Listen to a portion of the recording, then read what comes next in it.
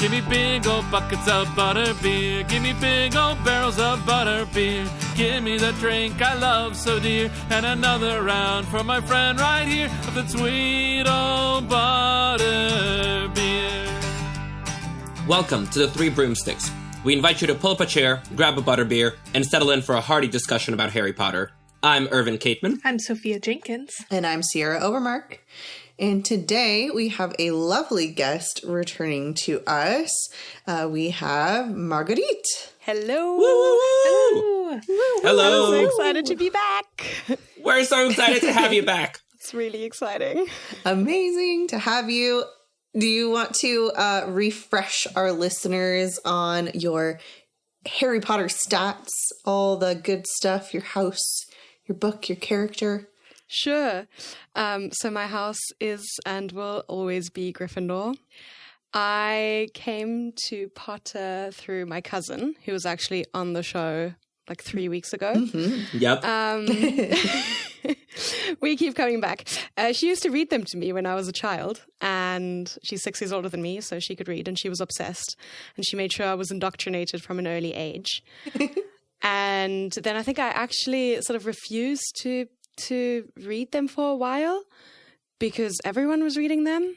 And then I got back into them like 2 years after everyone else. So when I was like 8, when I started listening to the audiobooks in German. And then obviously I picked up the books as well. And here we are.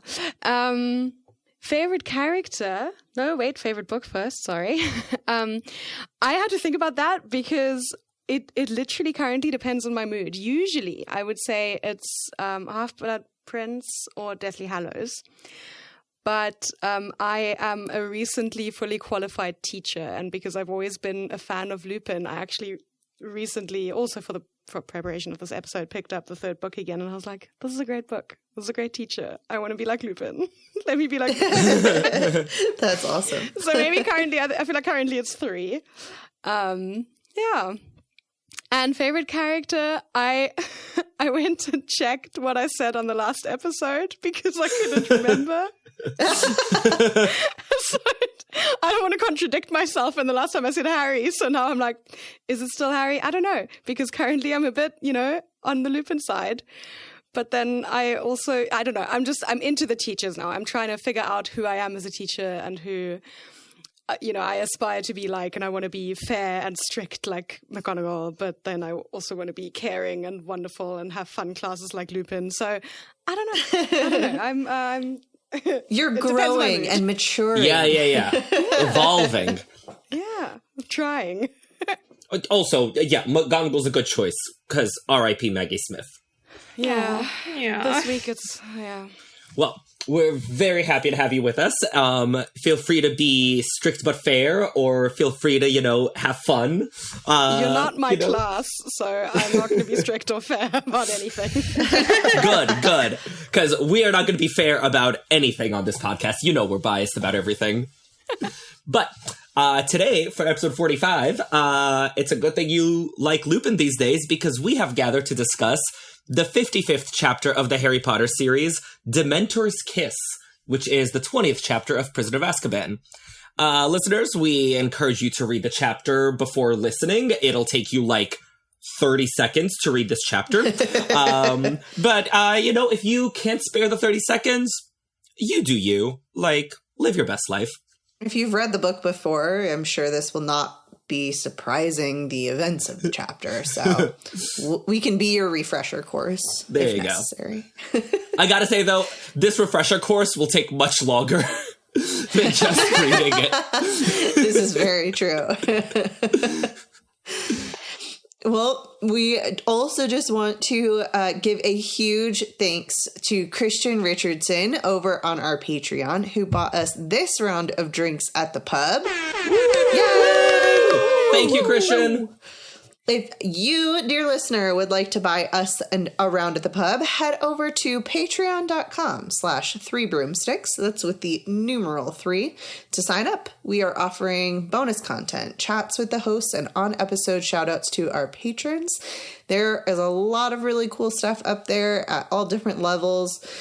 So if you're thinking about what you really like and you really like our podcast, consider signing up. We would really appreciate your help in keeping the lights on here at the Three Broomsticks so that we can talk about Harry Potter for a long, long time to come. And now, let us offer a toast to the comments on episode 42.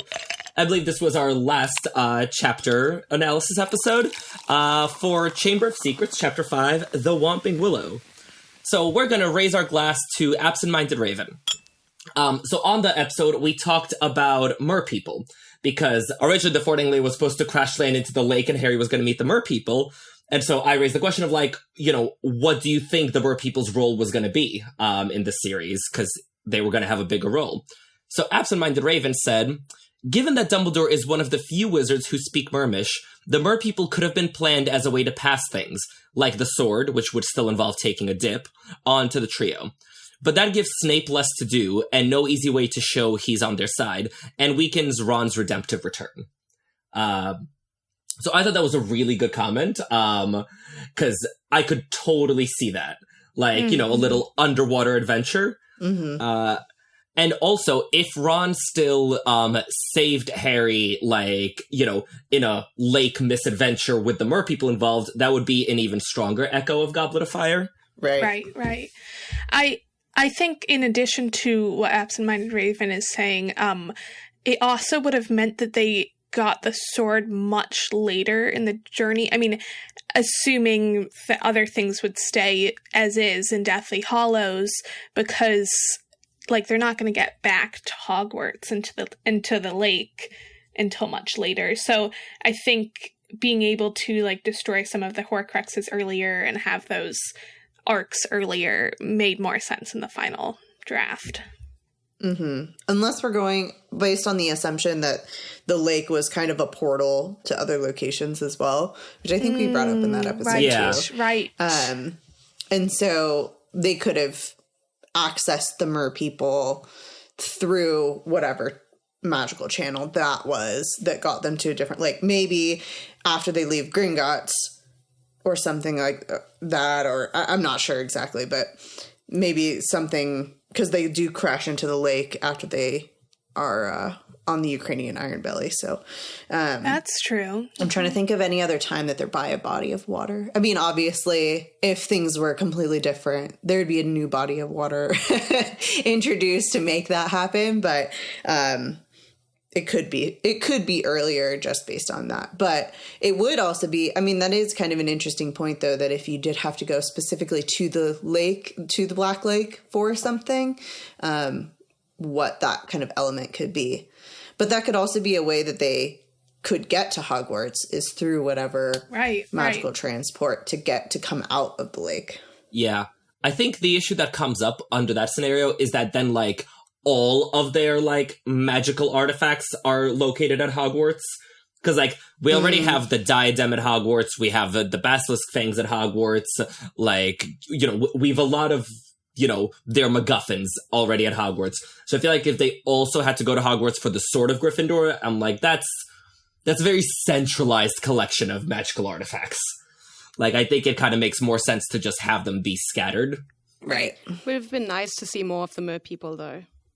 Yeah. Maybe there for such a short time. Agreed. Yeah, I mean, we get lots of talk about the giant squid and everything, all the way starting in book 1, where they're, like, saying that if you fall in, then, like...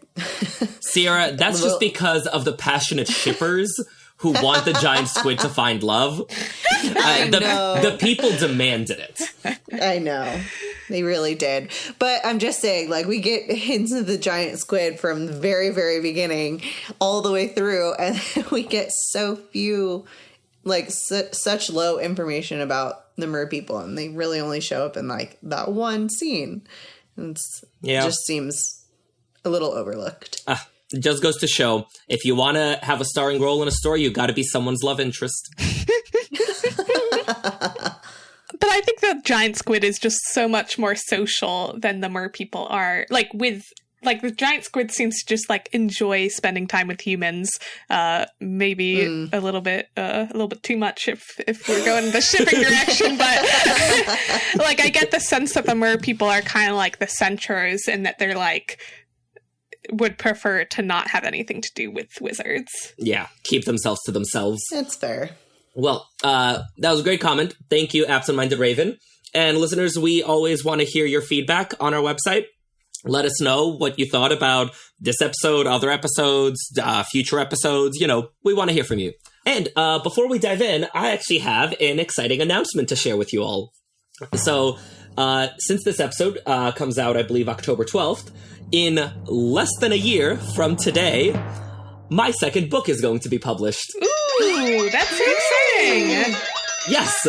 I spent the summer, sorting it out with my publisher. So, book 2 is going to be all about the Malfoys. Yay! I'm so excited. Yes.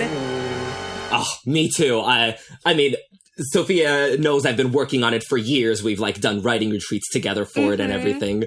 And I'm very, very proud of it. I think it's going to be really fun. I think if you like the podcast, or if you liked my Dumbledore book, I think the Malfoy book will be right up your alley. So it comes out October 7th, 2024. That is obviously all we have right now, because, there's still many, many rounds of edits it has to go through with the publisher and all. But it is happening. It is confirmed. Yay! Yay! Woohoo! 2025. Yes, 2025. Wow, I don't know what year it is. Sorry, listeners. It comes out October 7th, 2025. Right now it is 2024. Yes, I know what year we're in. Just don't want people running to their nearest bookstore and being disappointed for I was told it came out 5 days ago. No. October 7th, 2025. Which, I mean, Margarita, you can speak to this. There's going to be much celebration and many events to celebrate the release of the Malfoy book next October. Absolutely.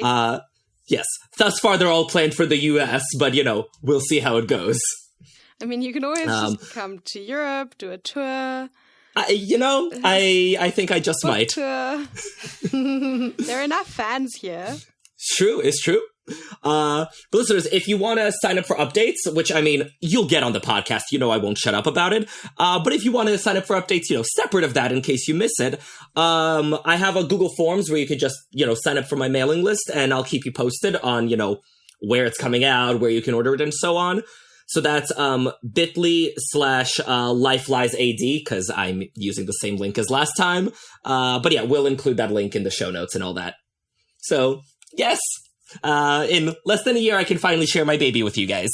Yay! That's so exciting. All right, and now it's time for Sam's ridiculous chapter summary. Harry had never been part of a stranger group. Does Harry not remember Chamber of Secrets, where he, Ron, a memoryless Lockhart, Fawkes, an immortal Firebird, and the literal talking hat of Godric Gryffindor flew up sewage pipes to tell Dumbledore there had been a death-by-stare giant snake in his basement? Anyway. Wait, Sierra, I'm gonna need to cut you off, because I do think it needs to be noted that Sam wrote it as Lockhart, which, I mean, Freudian slip, ship name. I don't know what we're doing with that, but I like it. It's pretty great. Anyway, which is literally in the note. Anyway, a cat, an unconscious Snape, a werewolf, a godfather, the Dark Lord's servant, Harry, Ron, and Hermione all walk into a bar. I mean, out of a tunnel. Sirius offers Harry to come and live with him, conveniently leaving out the portrait of Mrs. Black and Creature, to which Harry, who we all kind of forget is abused at home, immediately accepts, and the chapter ends with Harry super excited to leave the Dursleys. Fortunately for Dumbledore, who now doesn't have to explain to Harry that he must still live with his abusers during the summer, the chapter doesn't actually end. You see, Lupin, in all his excitement, forgot to take his potion, and it turns out werewolves cannot take a casual stroll in the moonlight. In one of the most disappointing chapters in all the Harry Potter series, the events that lead to Peter escaping, Lupin getting fired, the Dark Lord rising, and Cedric Diggory's death begin taking us into a whirlwind of arguably Rowling's best and most terrifying writing. Dun dun dun. Yes. Thank you, Sam. That was great. So I actually think we're going to kick off with the 7 ingredients of today's special. You know, we want to give you the specials up front in case you want to order them. 1, 2, 3, 4, 5, 6, 7. The strangest procession is the 7 ingredients of today's special. So we can actually do this in 2 different ways because, you know, we love our qualifiers. So our first special is the 7 human characters in this procession of Harry, Ron, Hermione, Lupin, Peter, Sirius, and Snape. Our second special is the 7 conscious characters in this procession of Harry, Ron, Hermione, Lupin, Peter, Sirius, and Crookshanks. I like scenario 2. Yeah, I know. I also prefer the conscious ones. Like, Crookshanks is way more of a character here than Snape is. But wait, there's more. We have a third special. The third set of 7, the number of pages in this chapter. In whatever version you're reading. I mean, yeah, in There the was US 8.5 paperback. in mine. 1, 2, 3, 4, 5. I've got 5.5. But I've got the illustrated edition. That's like... Which is a way of segueing into what I want to talk about, which is the fact that this chapter is the shortest chapter in the series. Oh, is it? That's- like, actually, the shortest, not just it's short, but it's like... Yeah, no, the it actually shortest. is the shortest, yeah. Because I saw it was so short, and I was curious. I was like, wait, what is the shortest chapter? And I Googled, and yeah, it's this one. Wow. Yeah. I mean, a lot, but not a lot happens. And it does feel like it is over very, very quickly. So that does not Important entirely things surprise me. happen. Yes, lots of important things happen, but it's all so quick. I actually kind of wanted to talk to you guys about this. So what I noticed when, once I went down this chapter-length rabbit hole, is the Prisoner of Azkaban climax is very, I guess, siloed would be the word. Like, we often talk about how in rolling chapters, like, so much happens. But in Prisoner of Azkaban, sort of, there's a chapter break at, like, every sort of distinct turn in the story. Like, you know, Peter Pettigrew is revealed, chapter break. Severus Snape is revealed, chapter break. They leave the Shrieking Shack, chapter break. The Dementors attack, chapter break. Which is why this is so short, and I think one of the other shortest chapters in the series is the one 2 before this. Yeah, which is, Mooney, Wormtail, Padfoot, and Prongs, I think. Yeah. Yeah. So I'm thinking, what you guys think of this? Like, sort of, do you think it works better to have it, like, you know, broken up into punchier, discrete chapters? Or would you, like, sort of want to see it flow from one to the other? Personally, I think the chapter breaks are useful for this type of climax, which is extremely dialogue-based. Like, so much of it is talking and explaining, and I think that these, like, chapter breaks, like, it kind of allow for it to still feel like, I don't know, there are these discrete things happening, and it, like, brings out some of the drama, like when Snape reveals himself, and that, like, there's just, like, it brings out some of the drama that I think would be lost if it was just straight through dialogue. Yeah. Agreed. I think the sort of cliffhangers that she leaves us on like the last couple of chapters are so important. I think the 2 chapters that could have been merged theoretically would be The Servant of Lord Voldemort and the Dementor's Kiss, but I think it's very telling that she wanted the Dementor's Kiss to be one chapter because of sort of the essence of it, and to not just be that sort of the end of some kind of explanation, because The Servant of Lord Voldemort doesn't end on a cliffhanger.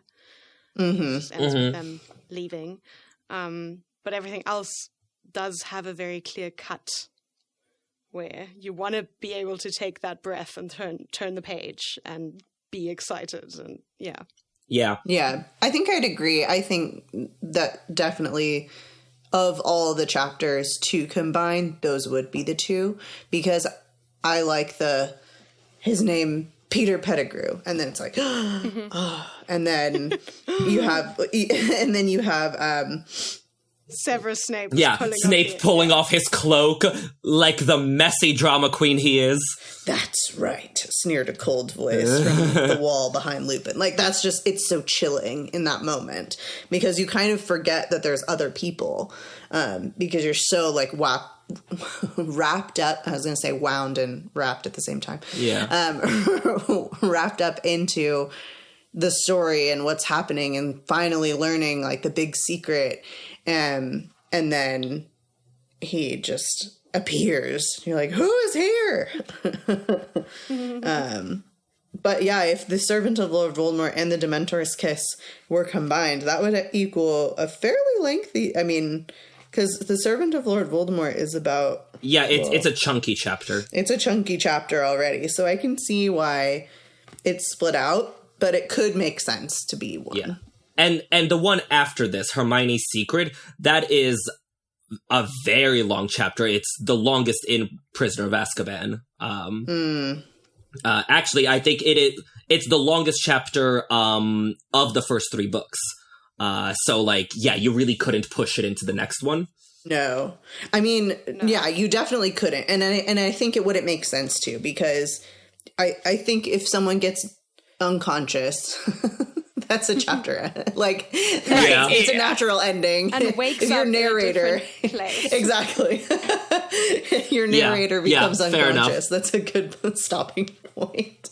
But yeah, I mean, Hermione's Secret is the entirety of time travel, which is I was so crazy. surprised at how little book is left after this chapter, but like how much happens. Hermione's Secret. If you think of the movie, that's like half the movie, which makes sense because it's a movie. But it just, I looked at my book and I was like, surely not. Surely there are more chapters. And this is longer. But no, we have 2 chapters left. Well, so part of it, I think, is that in the early days, Rowling's writing was less cinematic, I'd say, for lack of a better word, which, I mean... is why the first few books are so much shorter. Sort of once, she was big enough that she wasn't constrained by, like, kids' books have to be yay long. But I think also once the films started happening and she, like, began, like, envisioning things in her mind, these, like, action-packed climaxes got much longer as she, like, began sort of doing much more of a blow-by-blow, right? Like, sort of in this chapter we see, you know, Animagus, Sirius, and Lupin wrestling, and it's like a line. They're like, you know, the dog and the bear were wrestling. Sorry, the dog and the wolf. I need a caffeine. And whereas you compare that to like the climax of Order of the Phoenix, where you spend like 100 pages on like they ran into this room, and then they cast that spell, and then they ran into that room, and then Dolohov cast this spell. So yeah, I feel like if this were later on, like, the chapter breaks would probably still be where they are, but it would take a lot more text to describe what's going on, and then Hermione's Secret would definitely have to get broken up. But yeah, because, like, Dementor's Kiss, so much happens. Like, you know, between Lupin's transformation and the Dementor's attack, like, you know, you could easily get pages and pages of material out of that. Right. Yeah, and it's interesting to see Jo being so succinct early on, as opposed to, like, you know, reading her style later on. Right. And I agree with everything you're saying, Irvin, and one thing I would add to that is also just thinking about that as the books go on, it gets scarier, and that it is scarier to have, like, the blow by blow of every single thing, and, like, it, like, heightens up that, like, tension. So I think that part of it, like, this is a scary chapter in many ways, but it isn't, she doesn't, like, milk that scariness in the same way she does at, like, the end of Goblet of Fire, where you're like, oh shit, this is really, like, really dark and scary. Which I would agree with that, but I also think that, which we kind of get there when we discuss the Dementor attack, but this section, like, these basically, like, I think it's like 3 or 4 paragraphs or something, from the moment that the Dementor lowers its hood, is horrifying. Oh, yeah. Like, yes. Just the description. I mean, it's thin gray scabbed skin. It's stretched blankly over empty sockets. A gaping, shapeless hole sucking the air with the sound of a death rattle. And then later, a pair of strong, clammy hands wrapped them around Harry's neck. He could feel its putrid breath. Like, it's so visceral that it's like you can't not picture that in a very real way. And so for her to get so much description on something so horrifying in such a short amount of time is, that's like definitely a testament to the writing ability, especially since Harry's like going unconscious during this thing. So it's very broken up and like lots of dots and, like pauses and everything, but it still just feels so terrifying. Oh yeah, I mean it's such a punchy passage because you're achieving so much, right? You're amping up the horror with the Dementor, but you're also watching Harry struggle, but you're also with Harry through like the emotional turmoil of like how badly he wants to save Sirius and like how he's trying to keep up the positive thoughts for the Patronus. It's, oh my God, it's very effective. Like I sort of, I opened it to like make notes, and then I was just like reading. I was like, oh my God. But before we move on, trivia time. I'm curious, can you guys guess what the longest chapter in the series is? Ooh. It's got to be something in Order of the Phoenix. Yes. I feel like it's just logical. Hold on, let me look at my chapter titles here. I won't look at page count or anything. I'll just look at chapter titles. I would have said Creature's Tale, but that's not Order of the Phoenix. Because I know that's quite a long chapter. That's actually, no. I think it's... That's a good question. Yeah, you say Order of the Phoenix. Hold on. Let me also just pull up a chapter list.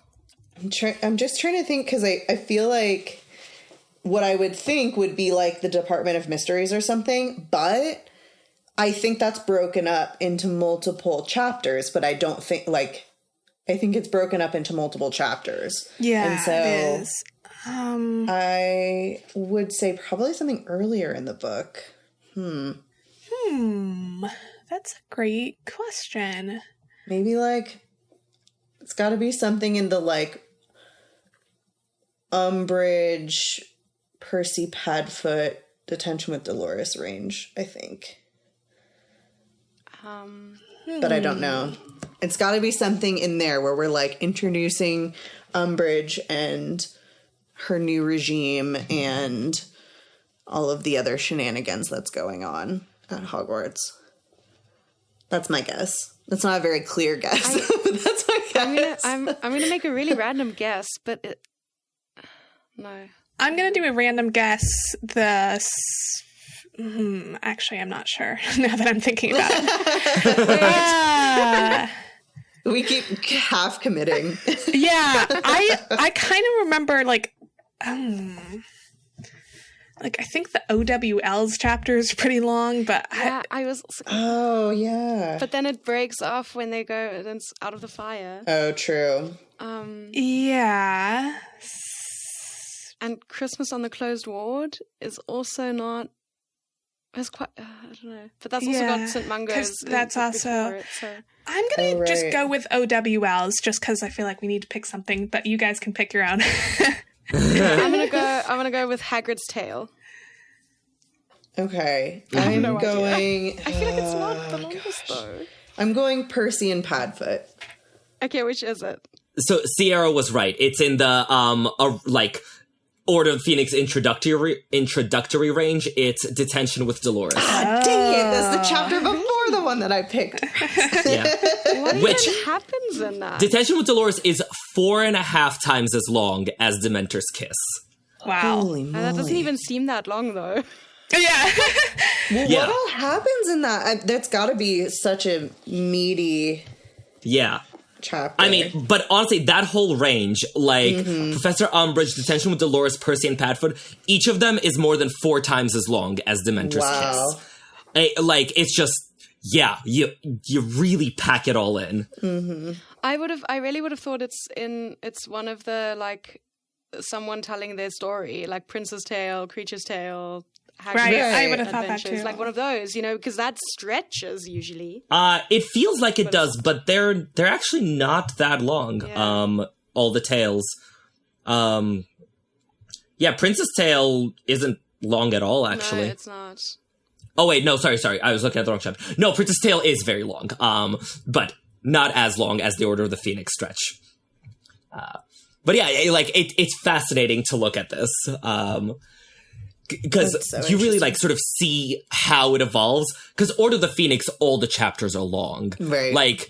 Honestly, I think maybe that's why Order of the Phoenix feels like it's hard to get through. Because you don't have breaks, you don't have time to breathe. You're like, oh my god, we are still dealing with Umbridge for 50 pages at a time.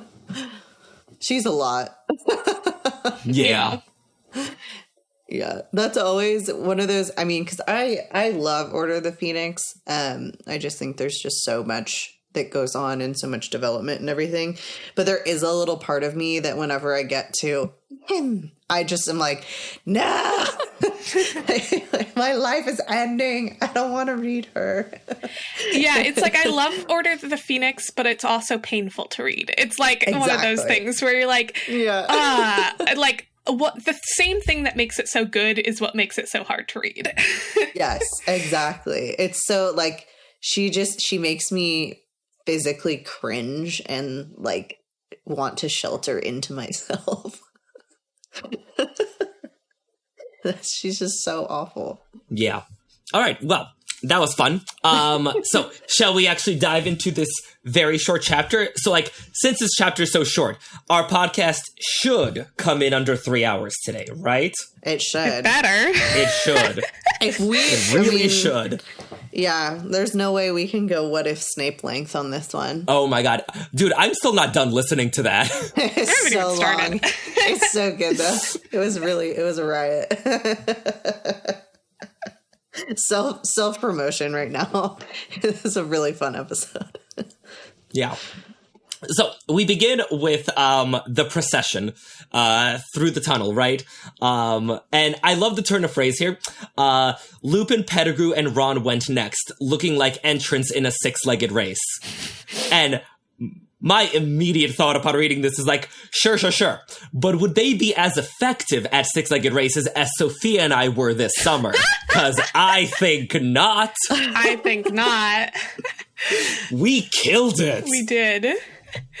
What's the context of you guys in a six-legged race? So my Harry Potter meetup group, we did an event, a quest for the Sorcerer's Stone, where we had to go through all the obstacles protecting the Sorcerer's Stone. Fun. Right? And so for the first obstacle, we, to represent Fluffy, we had a 3-headed, but 6-legged race. Yeah. And Sophia and I were on the same team, and I feel like we got a really good system going. We smoked the other team. We did, on that. and the other team had, let's just say, a terrible system. Yeah, they really did. They literally the person in the middle just stepped on the feet of the two people on either side, and those people just kind of carried them. It didn't make any sense. Okay. No, I was I respect the initiative, but why? Yeah, it didn't make any sense, but we made it work. We won. Yes. Yes, we did. So probably Ron with his broken leg would make this a much less effective six-legged race. True. But unlike our six-legged race, they could probably communicate in English. Yes. Oh, yeah. We weren't allowed to do that. Yeah, because since we were representing Fluffy, we obviously couldn't talk. We could only communicate with growls and barks. I love that rule. Yes. So we made a system beforehand where woof means left and arf means right, and we were woof, arf, woof, arf. That's amazing. Yeah. Actually, this is a good plug. Sophia and I did a Patreon bonus about party planning, about how to plan Harry Potter events. So if you want to hear more about this kind of nonsense, go check that out. Yes. That is fantastic. I do wonder, though, if they could have avoided the whole six-legged race situation by just stunning Peter and floating him along as well. Why does he have to be awake? He's going to be uncooperative. Story. So He's got plot armor. He needs to disappear. Yeah. But I'm just saying, human balloon parade. It would have been so funny. They could have also floated Ron, because poor Ron has a broken leg, and they could have just floated him along too. Yes. That's true. I think keeping in mind, I mean, okay, this is maybe less so for Peter because they probably don't care, but for Ron, this is a very cramped passageway, and sure, Sirius isn't trying that hard to keep Snape from hitting his head against the top, but I can imagine it'd be a little bit challenging to keep someone from just smacking along. Well, Ron could be on some sort of stretcher. That's true. There's broken furniture in the shack. They could have made a makeshift stretcher for him. Or they can do magic. They could have created a stretcher. Yeah. I don't know. Yeah. I also, couldn't they just put an impervious charm on Ron so he doesn't bump against the walls? Theoretically, yeah. This is one of those cases where plot really kind of won out over logic. One of the comments I remember reading on this chapter is it's basically an episode of I Love Lucy. You know exactly how everything is going to go wrong. You see it coming from a mile away and no one's doing anything about it.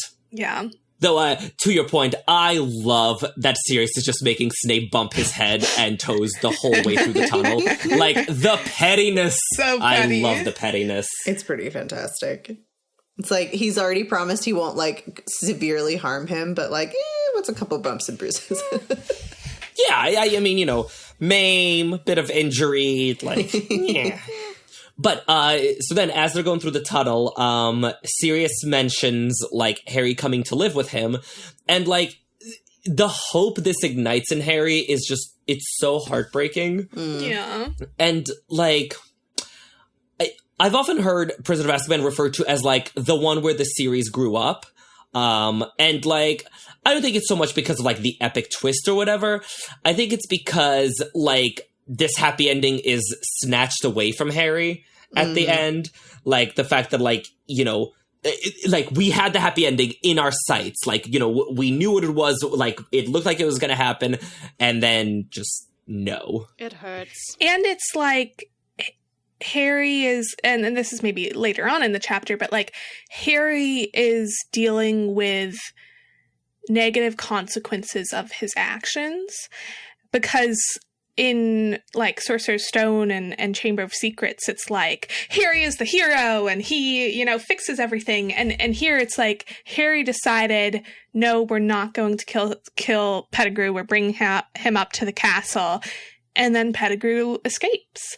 And Harry has to grapple with that at the end of the book too, of none of this actually mattered. I wasn't able to do what I was trying to do. So I think it's all the happy ending, not just Harry's happy ending, but also the heroic, we're taking down Voldemort happy ending is also snatched away from him. And it's oh, I made a choice and now there are real life consequences for that. And that's a very adult thing.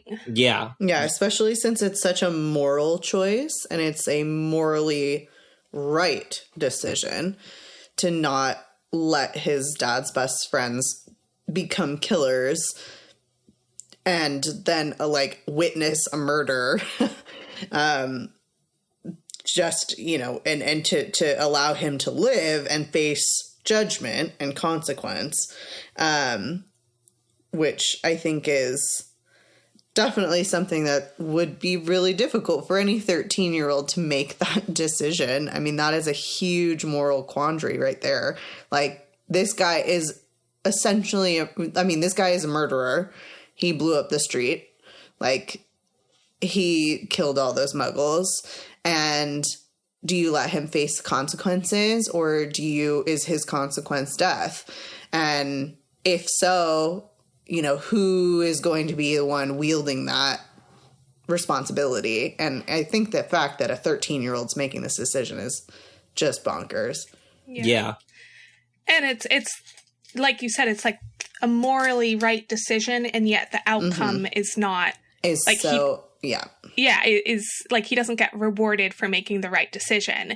And I think that's a very like adult thing to understand, is like sometimes you can Definitely. make the right decision and have things go badly. everything go wrong. Yeah. Yeah, I think that's a really great point because, like, the last 2 years, like, Harry went on an adventure, saved the day, got 200 points for Gryffindor, and all was well. Right. And yeah, we don't get that this time.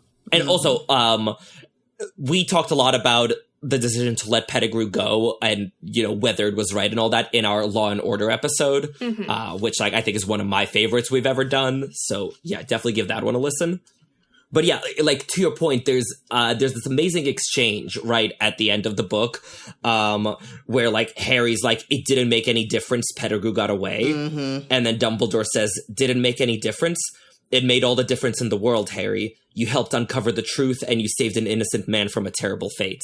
Yeah. And, like, yeah, sometimes, like, that's the win. Yeah. There's also sort of the thing of it does eventually there's some sort of payoff in Malfoy Manor, although that has never felt important enough to me to be the payoff for this. Does that make sense? I don't know if I'm expressing this correctly, but like the moment where Pettigrew basically strangles himself has never, like, I always felt like the payoff for this, the sort of Pettigrew owes you because you saved his life, it like that didn't feel grand enough.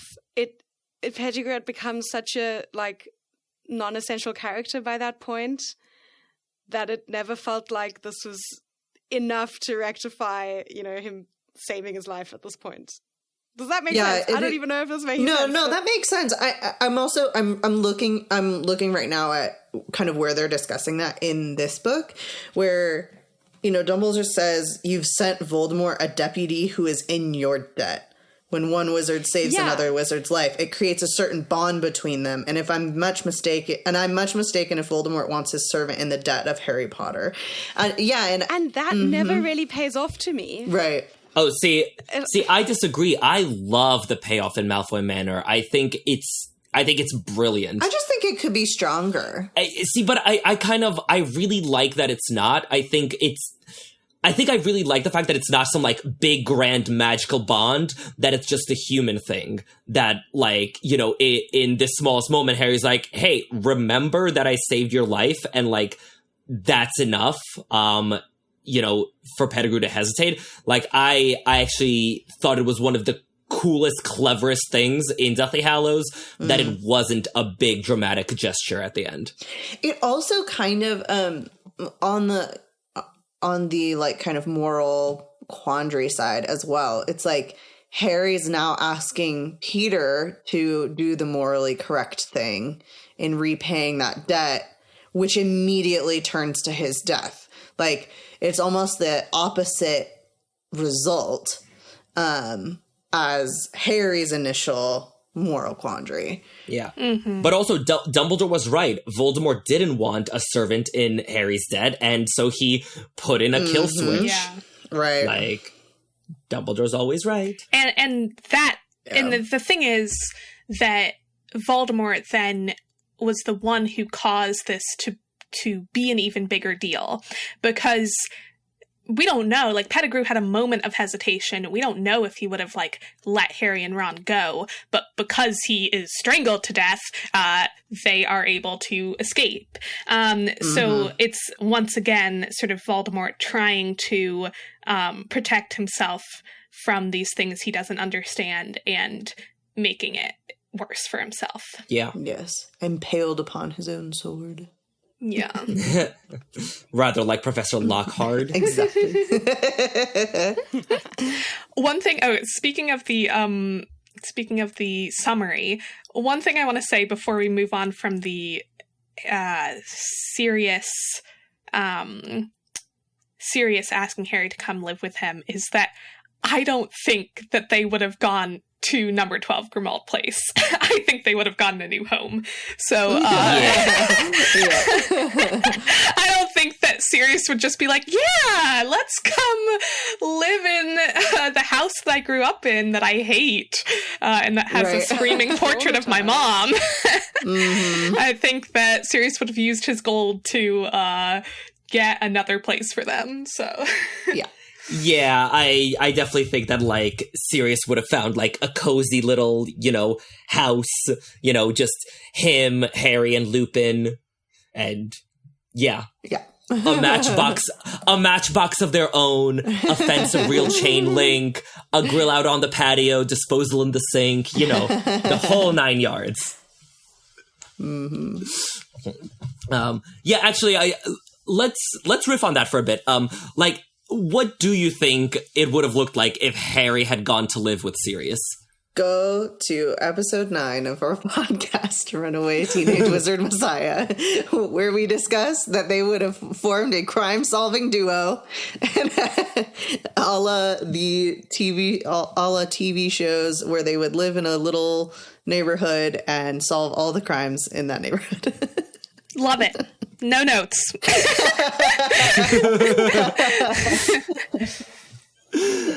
I think that was our main point of that episode. Yep. Which, can I just say how nice it is that, we have enough episodes in the rearview mirror that we can just be like, go to this episode, go to that episode. We've talked about all of this. It has been discussed. I love this point, though, about what would have happened if he told the Dursleys he was going to live with a convict they'd seen on television. Yeah. Like that. I feel like the Dursleys would have been like, okay, bye. Yeah, the Dursleys would have been like, thank God, hopefully he kills you next. Right? But, is he going to come and punish us for everything we've done for you, to you, which is basically what he threatens them with? Yeah. That's, later. yeah. Yeah. I actually think if Harry had gone to live with Sirius, I think it would have saved Sirius more than Harry. If Sirius sort of had something positive in his life, sort of an outlet for his love, someone to have a human connection with again. I think maybe Sirius's life wouldn't have ended quite so tragically. I mean, maybe not. I mean, I think given his love for Harry, he might have been even more likely to run to Harry's rescue, So I'm not sure. Oh, no. I'm not saying he wouldn't have died okay. early on or anything. I'm saying that I'm saying that the last few years of his life wouldn't be as tragic. Right. Okay. Yes, I definitely agree there. Yeah. Yeah. I feel like this is one of those things that comes as you grow up. When you're a kid, you're like, oh my God, poor Harry not getting to live with Sirius. And now I was like, oh my God, poor Sirius not getting to live with Harry. Yeah. Poor Sirius not having a happy life. Oh, really though. I've been working on an essay about Order the Phoenix and Sirius and everything for an anthology I'm part of. And I was like, God, it really is all so tragic. But okay. So, unfortunately, Harry does not get to go live with Sirius and vice versa. So they get out of the tunnel, and then let's talk about the moon. So when the moon is in the 7th house. Yeah. So it's all written a bit messy. Cause it's written as if the moonlight emerged and Lupin transformed, but Jo tried to fix this later on, and she said that it's not that Lupin transforms whenever moonlight hits him, cause that would make no sense. Jo said that the moon happened to rise the very second that they emerged from this tunnel. We're like, okay. I went on a really bad deep dive for this because I saw you write this, and I was like, let's see what happened on June 5th, 1994. Because I went to the lexicon. I know. Wait, isn't it June 6th? Well, see, this is the thing. Okay, so it's the night of June 5th to June 6th. So the moon, which was not a full moon in 1994, but we can ignore that, whatever. It would have risen at 3 a.m. roughly, like on that night. So basically on the 6th already. So yeah. And I also went and looked at Edinburgh specifically because I was like, well, that's in Scotland. Let's just pick a random Scottish town that I know of, city. So in Scotland, it would have risen at around 3 a.m. that night. So I don't know how much time they spent in the Shrieking Shack, but I feel like this could have worked. They could have been outside at 3 and then the moon rose and then so that would have made sense, except it wasn't a full moon. So wait, we can ignore this whole deep dive. No, hold on. I don't know that does work because it couldn't have been 3 a.m. because they only turned back 3 hours, right?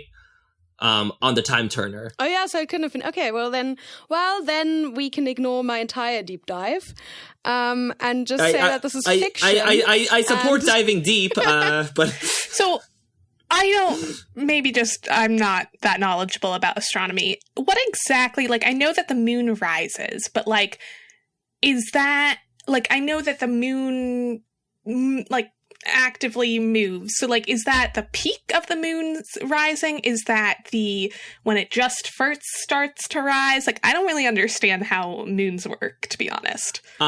Sure. So, like, the moon rises same as the sun, like, rises as in, like, emerges from the horizon into the sky and sets. And it's completely independent of the sun or the time of day. Like, the moon can rise at, 6 a.m., noon, 6 p.m., like, whatever. Oh, interesting. Okay. That's why sometimes you can see the moon even when it's light out. Exactly. Like, I feel like in popular consciousness, because the moon is so much more striking when there's no sun, we always think of the moon at night, but the moon is actually visible during the day half the time. Okay. So it could be nighttime, it could be dark, and you don't see the moon anywhere because it hasn't risen yet?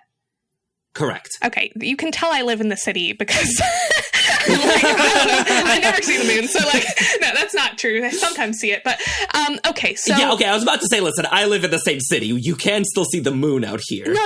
I know you can, but it's not like every single night you're just like, oh, there's the moon. Sometimes it's also I live in a part of the city that has taller buildings than you do. Anyway,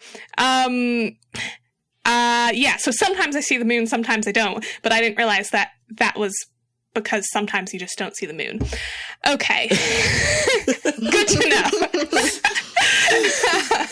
There are very few moments when someone proves to be more of a city kid than me, so I'm really enjoying this right now. Does everyone else know this? That sometimes, like, the moon is not visible, even if it's not cloudy? Yeah. Yes? Yes? Okay. Clearly I am just a city kid then. I'm very rural, so. I had no idea. Okay, these are good things to know. I'm glad. Hopefully there are a few people listening to this podcast who are like, I also didn't know that, and aren't like, wow, she's dumb. The buildings are tall here. What can I say? I was actually thinking of something similar to this just a few days ago because my toddler has a lot of questions about she gets very excited when the moon, like when she can see the moon.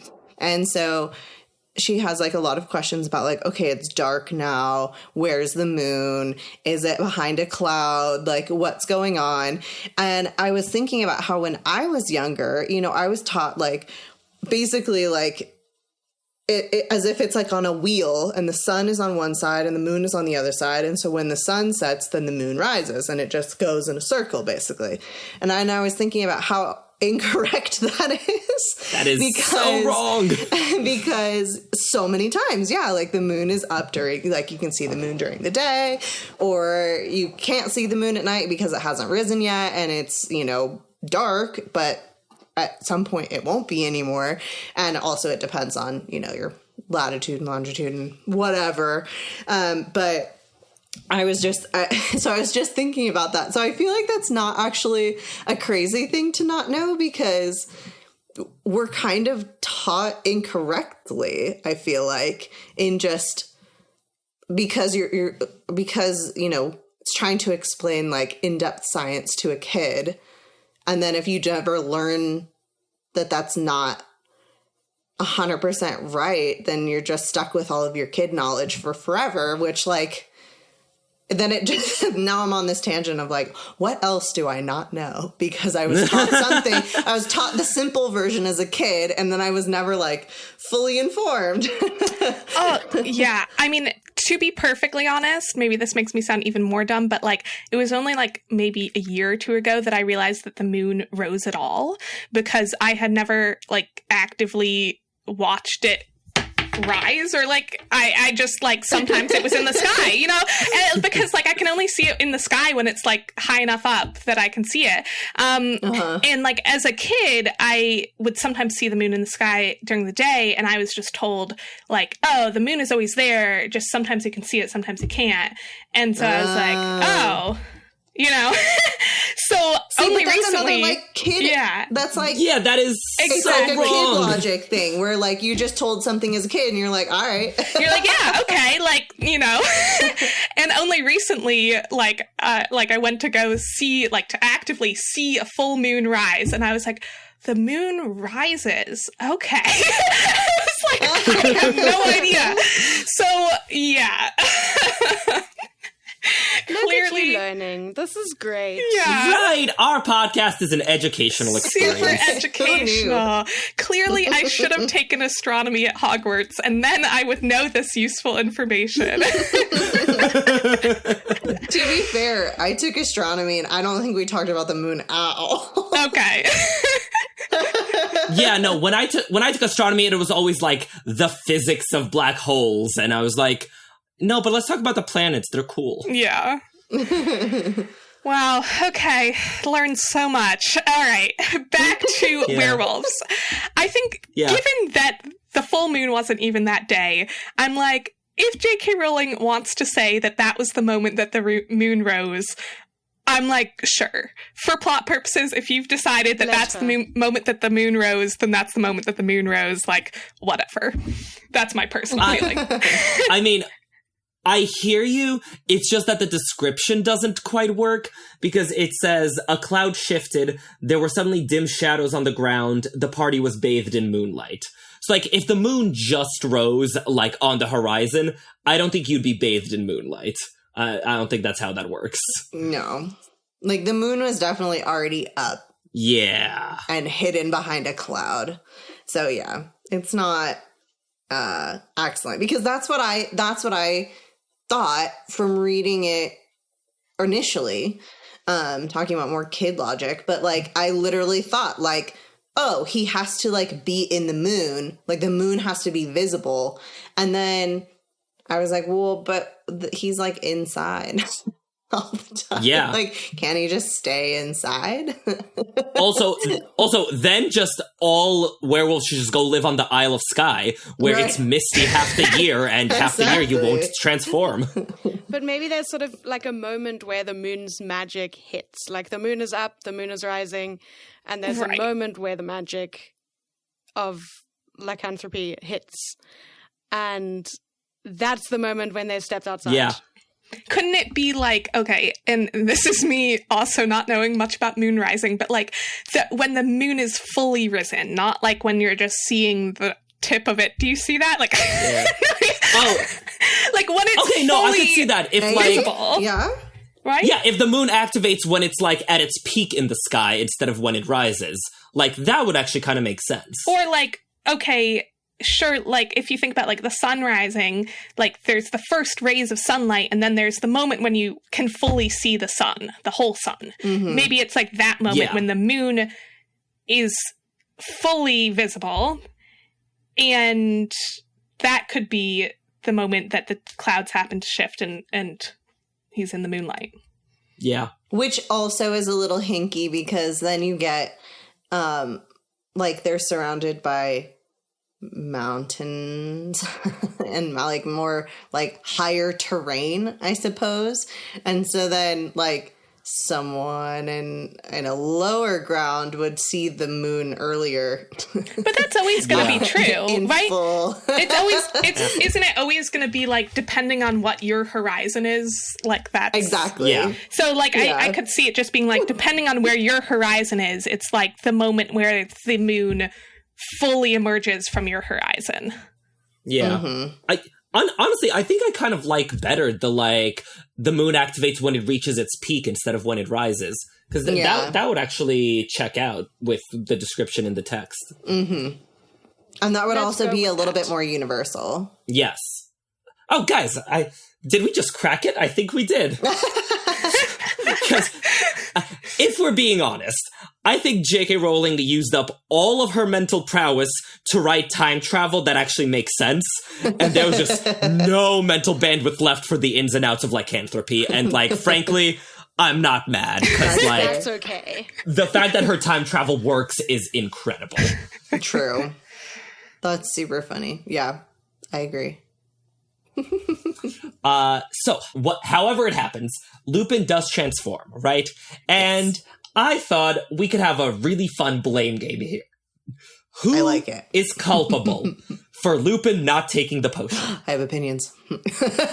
I fucking bet everyone has opinions. I don't know. I feel like Lupin is an adult man. He knows that this is important. It's not that he hasn't, this is not a new thing. He's had at least the year to take Wolfsbane potion. I feel like he's responsible for his own actions. Mm-hmm. I'm a big Lupin defender, but I still think that, I don't think we need to blame anyone else for this. Okay, no, I have someone else to blame. Yep. Blame. I blame Snape. And here's why. We go into detail in this. Speaking of talking about other episodes, in our What If Snape episode, we go into this. Lupin is reliant on Snape bringing him the potion every day. He doesn't just have it with him. He doesn't have a stockpile. He doesn't have cups of it sitting out. Snape brews it fresh and brings it to him in a goblet every single time. And so is how it reads in the text, is that's what he's doing. So it's kind of on Snape to bring him the potion and have him drink it. I mean, not have him drink it. Lupin can obviously do that himself. But Lupin he just found out that someone he thought has been dead is not dead. Therefore, his best friend that he thought was a murderer is not a murderer. It's actually the other one who he thought was dead. This is major crazy time in Lupin's life. And he's like, I gotta go figure this out. He's not gonna sit there and be like, oh, wait, let me just sit here and wait for these people to disappear off the map while I'm patiently sitting here for Snape to bring me this thing. He's not thinking about that at the moment. He's just like, I gotta go figure out what's going on. Let's go. What Snape should do at that point, he walks in, he sees where Lupin has gone, to-go cup. Bring it with him. You're in charge of giving this person this potion. It doesn't matter that he's not in his office. Bring him his potion. You're going to go meet him anyway. Bring it. I totally agree. And I think, okay, even if we're thinking Snape is believing that Lupin is working with Sirius, maybe from what he, even so, if you're going to go confront a werewolf and maybe murderer, then maybe you want to bring the potion that he could drink to not be a werewolf. It just seems get a nice little to-go cup and exactly deliver that. And if you see, I'm not sure everything that Snape saw on the map, but I don't know. If he did see that Harry and Ron and Hermione were there, you would want to bring the potion and force Lupin to have it so that these kids don't have to be attacked by a werewolf. So I'm I think I agree. I think that it is totally understandable that Lupin is going to run off and he doesn't know it's going to take the whole night until the moon rises. Right. He's just like, oh my God, I need to figure this thing out. I can take it when I get back. And he doesn't know what's going to happen. So I think it makes a lot of sense that Lupin should have brought it with him. Sorry, Snape should have brought it with him to Lupin. But does Yes. Snape... Do we know that Snape didn't bring him the potion? He says you didn't take your potion. I brought it to you or something like that. Hold on, let me find it. Because that's how he shows up with it. He says, Yeah. Yeah, I've just been to your office, Lupin. You forgot to take your potion tonight, so I took a goblet full along. Yeah, so continue to bring it along. Exactly, like you already have the goblet, so keep walking. Yeah. Wait, when is this? Wait, So- I'm confused. It's right after it's right at the beginning, right after his reveal. So at the start of the Servant of Lord Voldemort. Yeah, the third paragraph in Servant of Lord Voldemort. But that's a weird phrasing. You forgot to take your potion. You forgot to take your potion. So I took brought a goblet So maybe full Lupin along. goes to... Does Lupin maybe go to Snape every day? Oh, that makes more Probably. sense. But Snape brings the potion to Lupin in that earlier chapter. Right. So Yeah, they see him. So it does seem weird, yeah, you forgot to take it. Because it seems like, no, that was like the scheduled time for him to take it. That's why you brought it. Okay, so what if, whole different theory, well, not really different, but what if Snape, okay, so Lupin was supposed to get the potion from him, he didn't, so Snape took it to his office, and then took it along to the Shrieking Shack, got there, saw Sirius, and then it slipped his mind too that this potion should have been taken. Do we know that Snape But he doesn't says it. have He the brings it potion? up. No, but he saw the map. He saw the map and he says, yeah. one glance told me all I needed to know. So Yeah. he Oh, but knows. then he And says, he I saw has- you running along this passageway and out of sight. So if he's not on so then Sirius wouldn't have been on the map. So maybe. Yeah, but also, like, he doesn't have the potion with him. Right. Like, clearly If he in did, Prison he would of pull it Azkaban. out when he said, I brought a goblet full along. Like, he would Right. give it to him. Like, you know? Yeah. I guess. But it is a weird phrasing. well. I don't understand It is weird exactly. phrasing. Yeah. I mean, is it like, Lupin is meant to go to Snape for the potion, but then Snape brings it along if Lupin doesn't? Right. So maybe why he Maybe. brought it to Lupin's office was because, like, Lupin was talking to Harry and kind of lost track of time and, like, Yeah. didn't show up. And Snape is, like, shows up and gives it to him, maybe. So that would make sense. Yeah. Which, like, okay, Lupin, like, I get that you have some hard nights, but, like, you gotta take your meds. Like, be on top of that. Yeah. Because, like, I will agree that Snape bears a lot of culpability here, but also, does he look like a Door Dasher? Like... I mean, yeah, I guess in this situation, I'm like, I do understand why he would lose track, because I would say if I had a night like this, I would forget to take my meds too. So, I don't know. Yes. Fair. Okay, well, if we're playing the blame game, because I very much want to, I think everyone there is at fault. So, Hermione Granger, if she were the cleverest witch of her age, she would register Snape saying, Lupin, you forgot to take your potion, and she would be like, stop everything! Somebody get Lupin his meds! Give it to him now. Yeah. Though, I mean, of course, the counter-argument is she's 14 and hasn't slept in a year because of the time turner. Right. It's like cleverest witch of her age versus like 3 full-grown adults who could all come to the same conclusion. So, like, I don't really think Hermione is to blame. I feel like she gets a pass. Yeah. She's okay. All right, we give her a pass. Fine.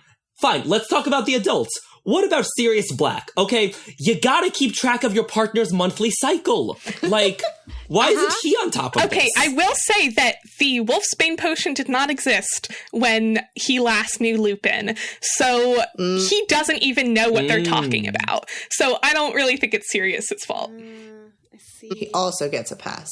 Okay, touche. Yeah. That's a very good Although argument, actually, and I just said that, and now I'm not sure. I think that Lupin has already by this point said that Snape has been making him the potion all year. Is that true? Yes, he has. Okay, so then yeah, never mind. Sirius is not going to pass. So Sirius is at fault. Yeah, he is. Well, but he like just learned this information. I mean, I feel like Sirius, Harry, and Harry and Ron are on a lower tier because they didn't even realize that Snape was a werewolf. I mean, that Lupin was a werewolf. They're clueless. Like they are blameless here. I don't know. I still feel like this is new information for Sirius, and so registering that, like, hey, there's this new potion that lets me curl up under my desk a harmless wolf, is information that, like, Sirius would probably kind of, like, in one ear and out the other of, like, oh, that's really cool. Yeah, he'd be like, love that for you, Mooney. So back to the guy I'm going to kill. Yeah.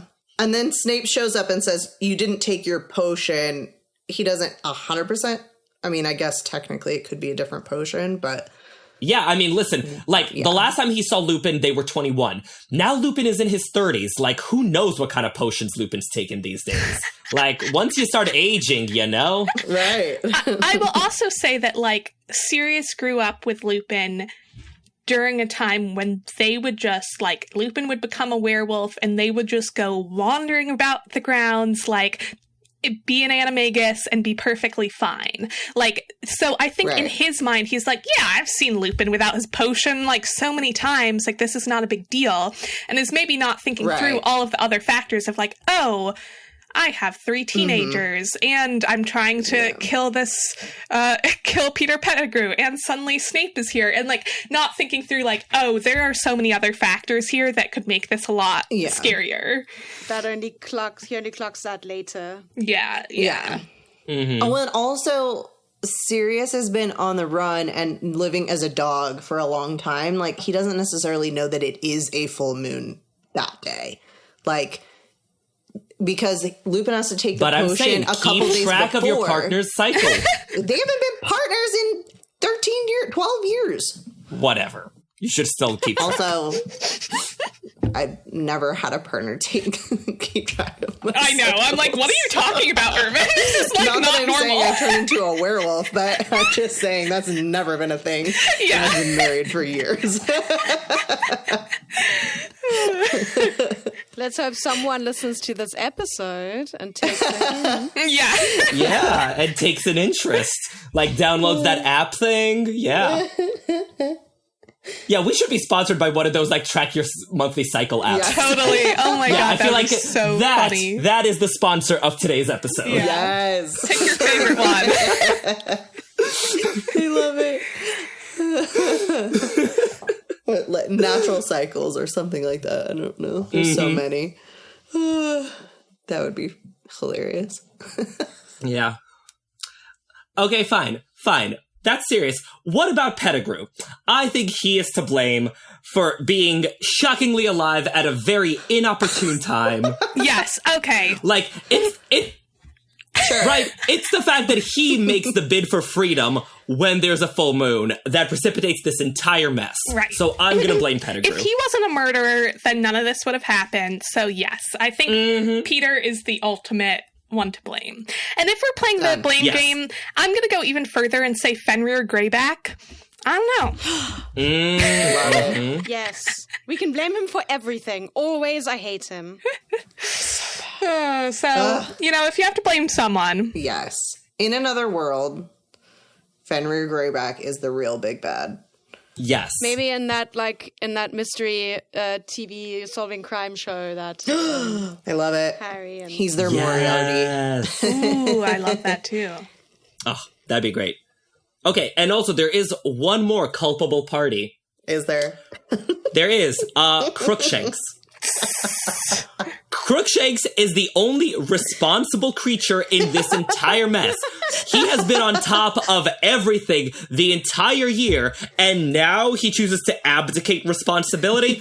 No. He should have been yowling and screeching at Wolfie McWolferson over there the entire night. So Crookshanks should have prevented all this from happening. And what would that have done? He would have reminded Lupin to take the potion. I'm not sure that Lupin would pick up on that, to be honest. No. Crookshanks is a What is remarkably wrong with this effective cat? communicator.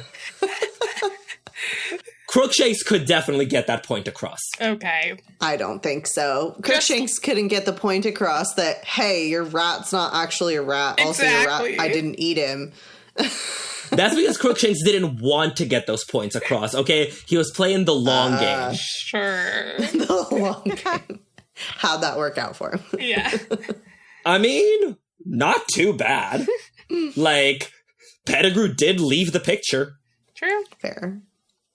I think Crookshanks is the real protagonist here. I think Crookshanks should have just eaten him.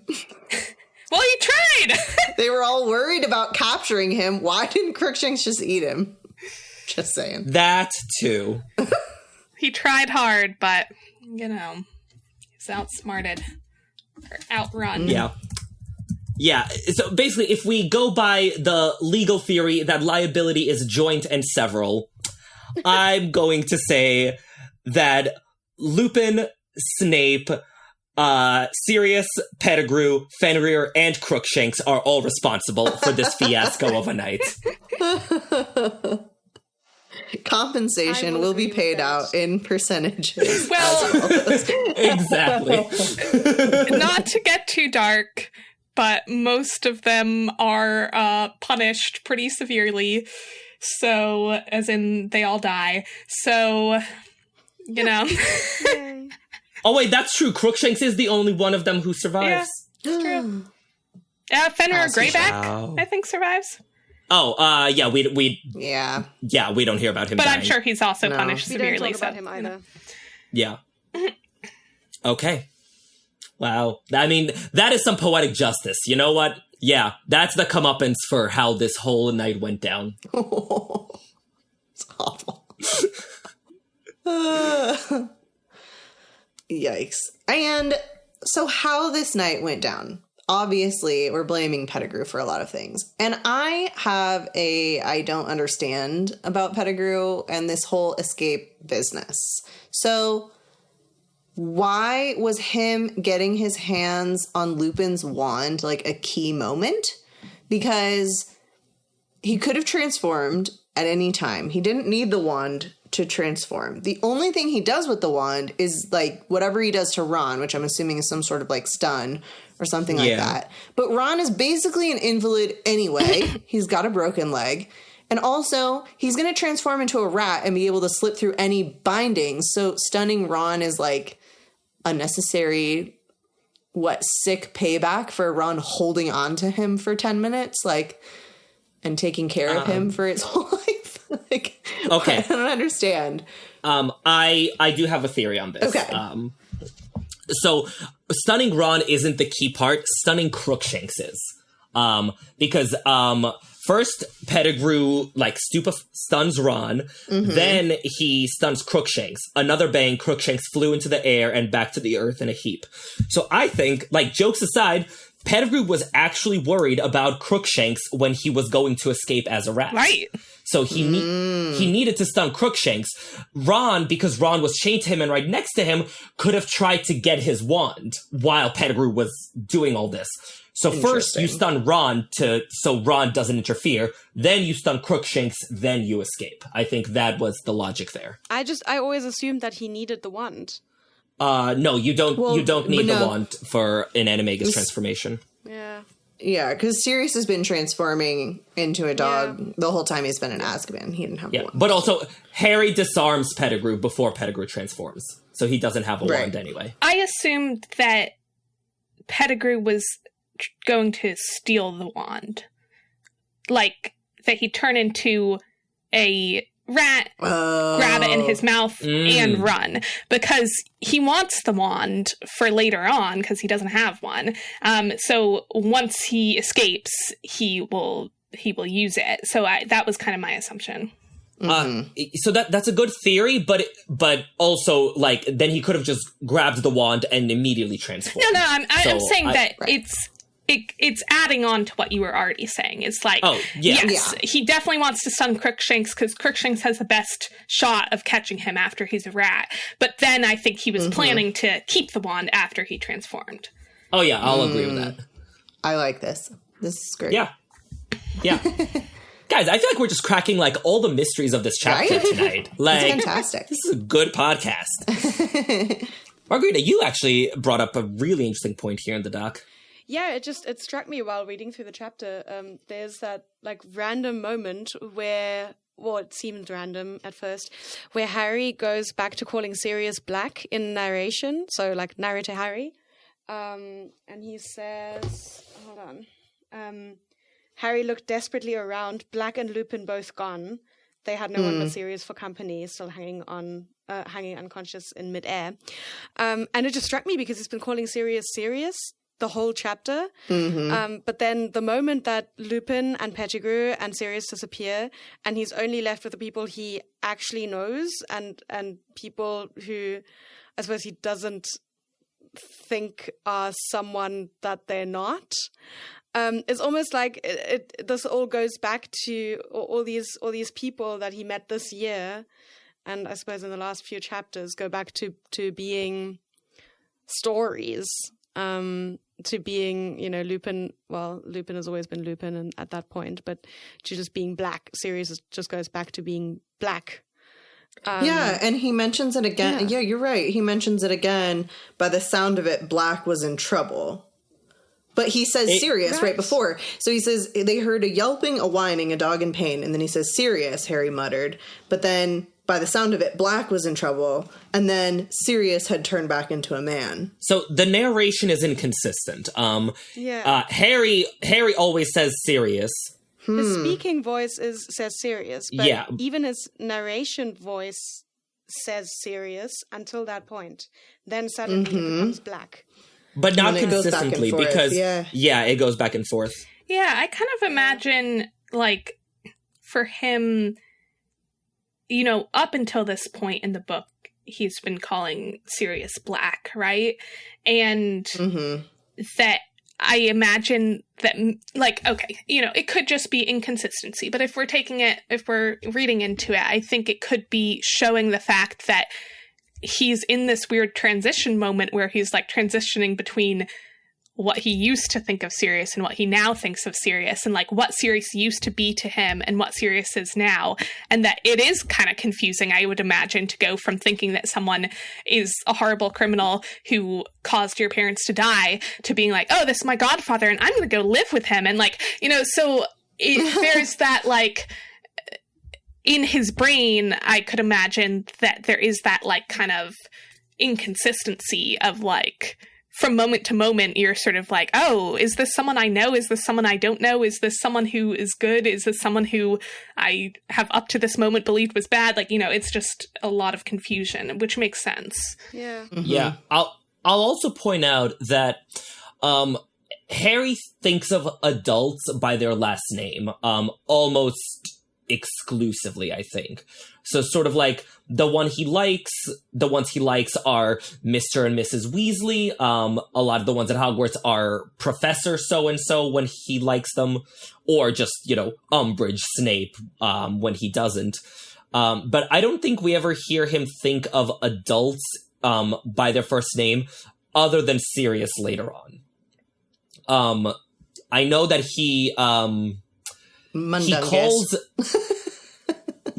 That's true. Yeah, I feel like Mundungus doesn't quite count as an adult. Yeah. Yeah, but are there any others? I mean, he calls Lupin Remus, but in his head, he always narrates it as Lupin. But I was just about to say that. Yeah, the narration is always Lupin, even when he starts calling him Remus. So I think maybe for him, he's just sort of like trying to mentally adjust that right now. He's like, oh, like, he's an adult, he's Black, but I like him, but he's also not Mr. Black, because that's just wrong.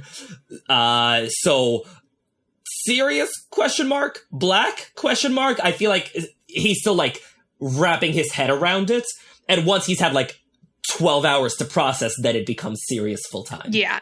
Because he's like, oh, this is a family member now. Like, I think it's also, he's transitioning into Sirius becoming sort of like a substitute parent figure to him. And for that, I think he sees like, okay, I'm going to use the more familiar, like their first name.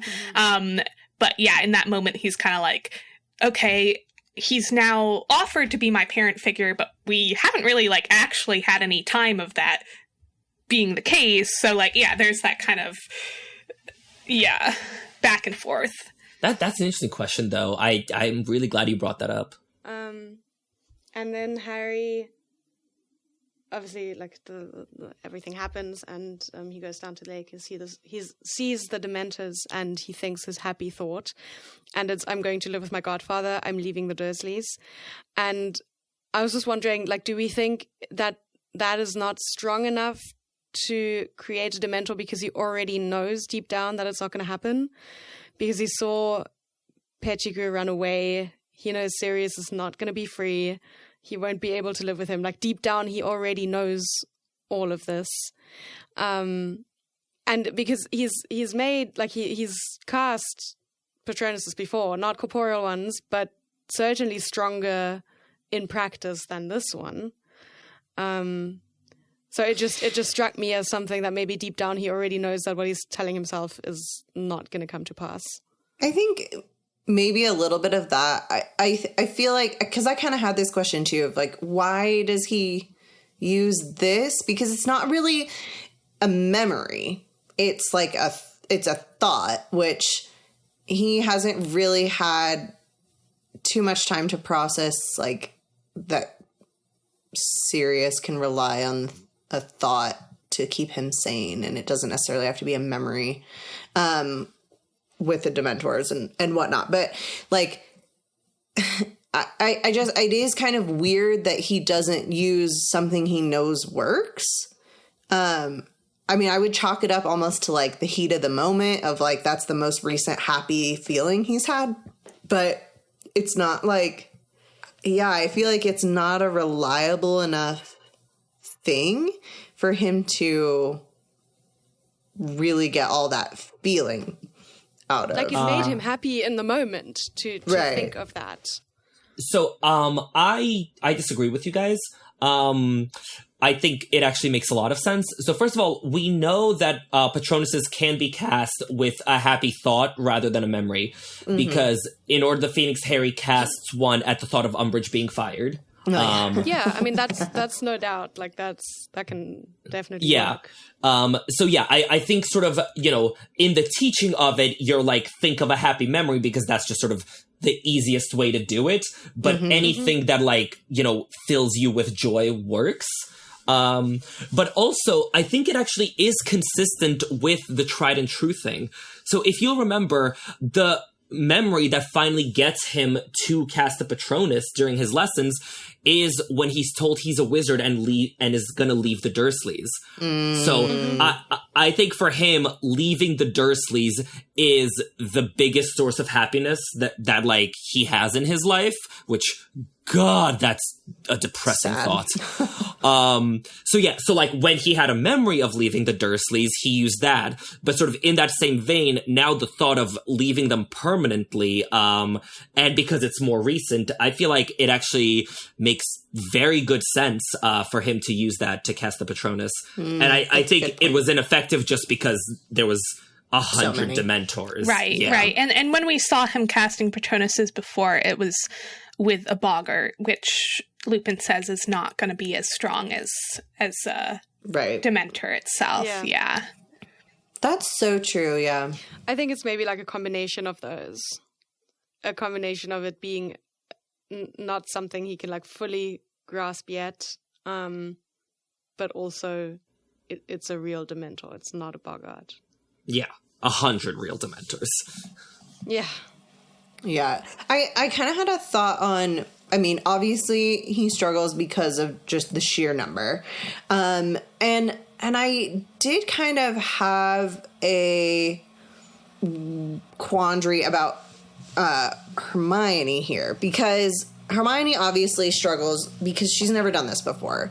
But that in and of itself seems out of character for her. Like, for Harry to learn something, especially a spell that she would have found interesting, and then her not attempt to also learn it.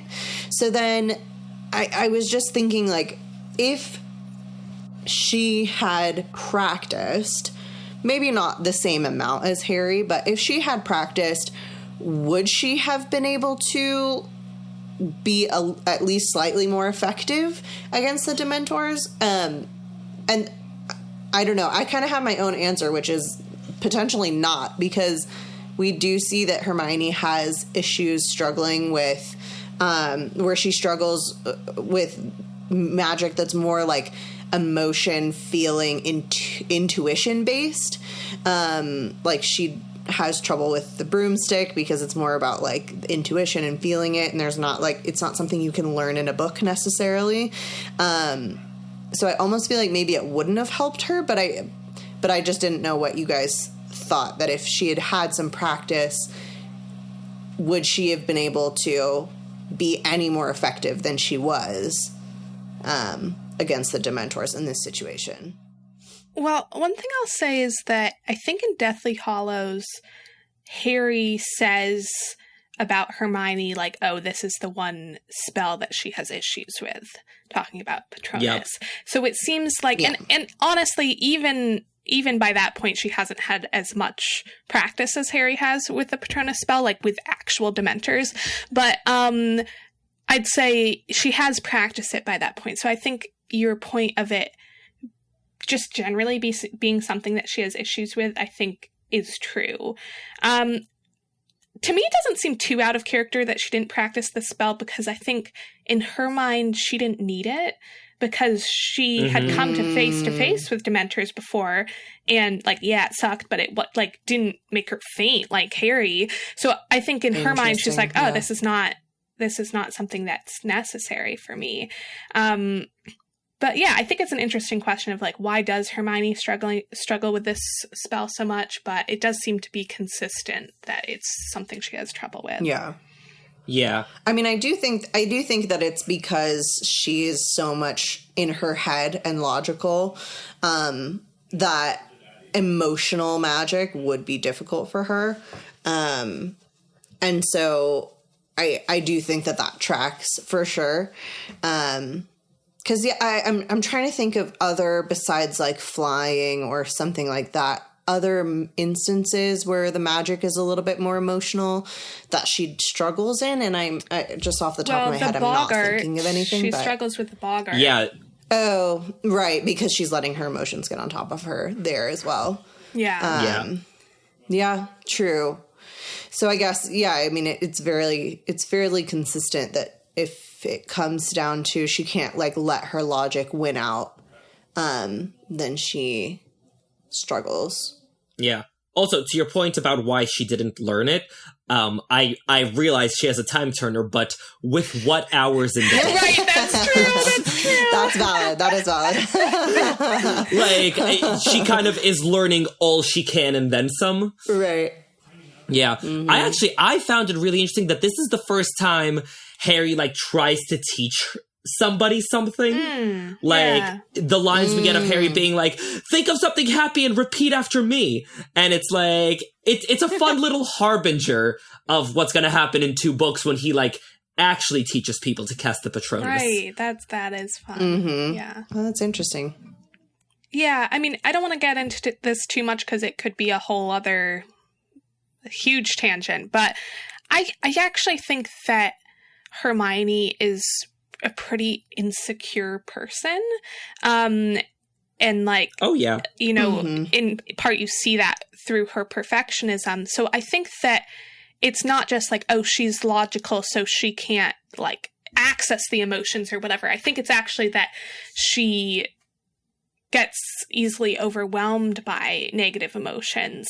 Like, that's why she can't do the boggart, is because it just like upsets her so much, the idea of failing at something, that she ends up failing at that thing. But anyway, like it upsets her so much, the idea of having Professor McGonagall telling her she failed at everything. Like, I think that she, gets easily overwhelmed. Like, I'm imagining that, like, what the Dementor is having her remember is, like, every single time that she's ever messed up at something or been bad at something or whatever, and that then that's something that she really struggles with, and that she honestly hasn't had to come to terms with so much because she's so good at everything that she, like, hasn't had to face her fear of failure in that way. So, like, whereas Harry, like, has had to face more of, like, the things that he's scared of and, like, deal with some of those, like, he's just, like, had to deal with a lot of really hard things. And for Hermione, it's just, like, she gets so overwhelmed. And I would imagine, like, okay, she's being reminded of every time she ever failed. And then she tries the Patronus Charm for, like, the first time and isn't able to do it. And then she's like, oh God, I'm terrible at this.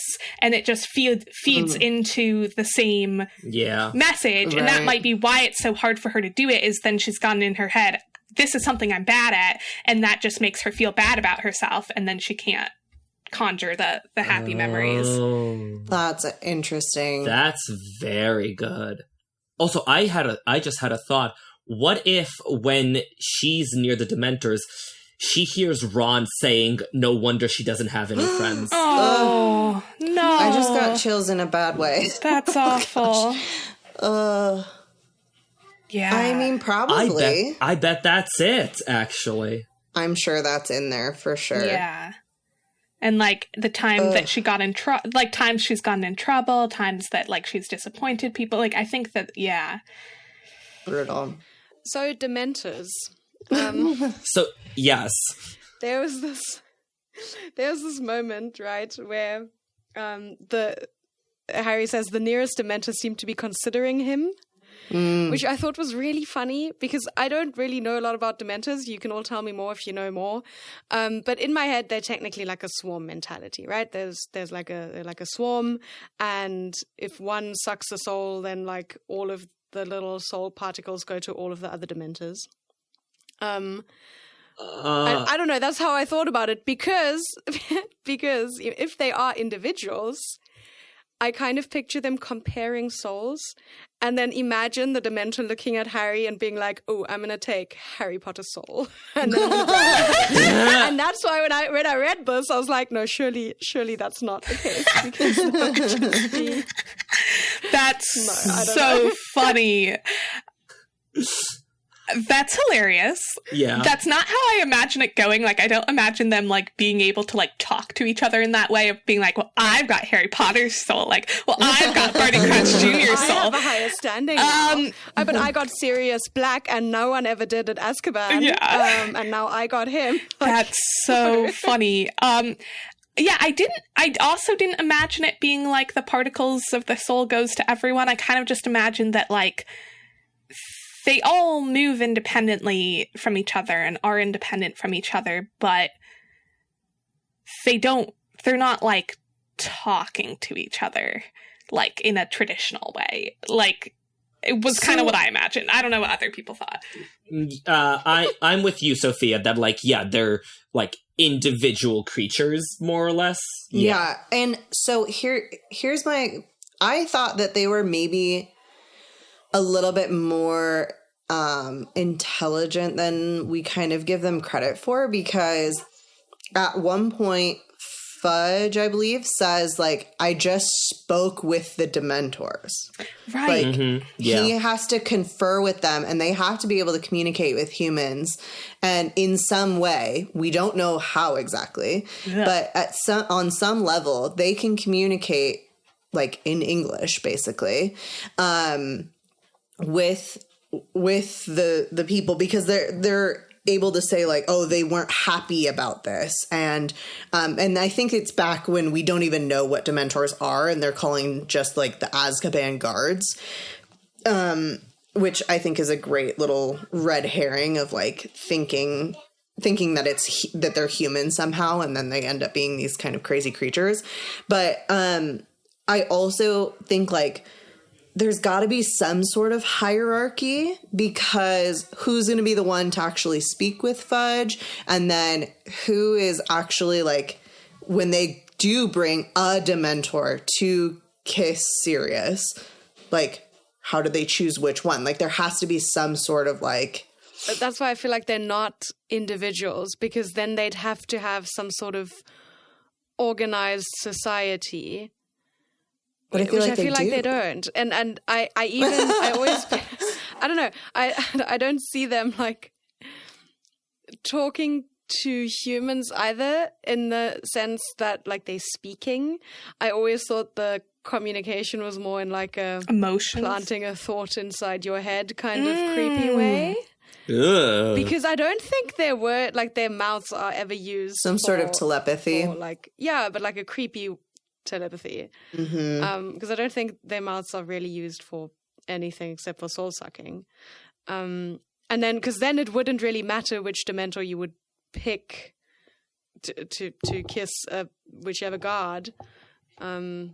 Yeah. Oh, I really love that idea of like planting a thought or memory in your head, because like, if we think about the fact of what we know about Dementors is that they make you remember the things, like the saddest moments in your life, that like, how does that magic work?